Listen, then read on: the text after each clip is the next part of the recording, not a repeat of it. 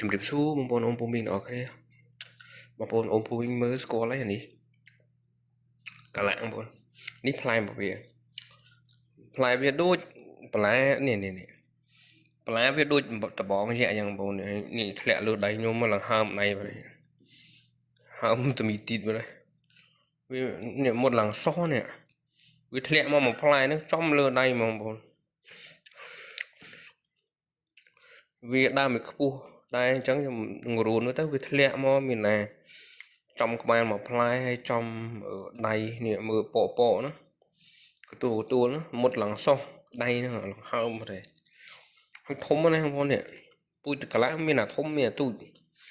អានេះធំខ្លាំងមែនតើថ្ងៃមុននោះខ្ញុំរើសទូចទេ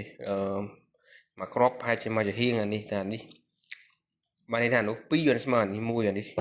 អត់តោះនេះនៅខ្មែរយើងធំអញ្ចឹងគេលក់ថ្លៃ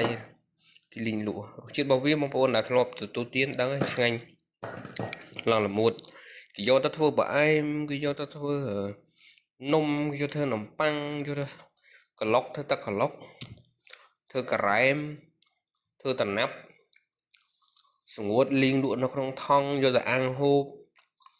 យកទៅចំហុយមាន់អូយកទៅធ្វើគ្រប់មុខបងប្អូននៅឆ្ងាញ់នេះផ្លែរបស់វាចាំបងប្អូននេះសាច់ខាងក្នុងក្របរបស់វានេះខ្ញុំបេះមកបង្ហាញឲ្យបងប្អូនមើលនេះឲ្យកាឡាក់បងប្អូន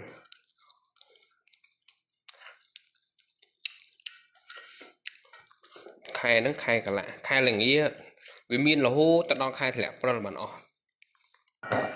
អានេះសពូចនៅកូរ៉េក៏សពូចដែរសពូចវាខាំប្រុងស៊ីតែដោយសាររឹងពេកហ្នឹងវាអត់ញ៉ាខាំយកនេះថ្មិញមកវាហើយអានេះពត្រាផ្អែមបងប្អូនត្រីកូរ៉េអានេះគេដុតមាន់អីដែរ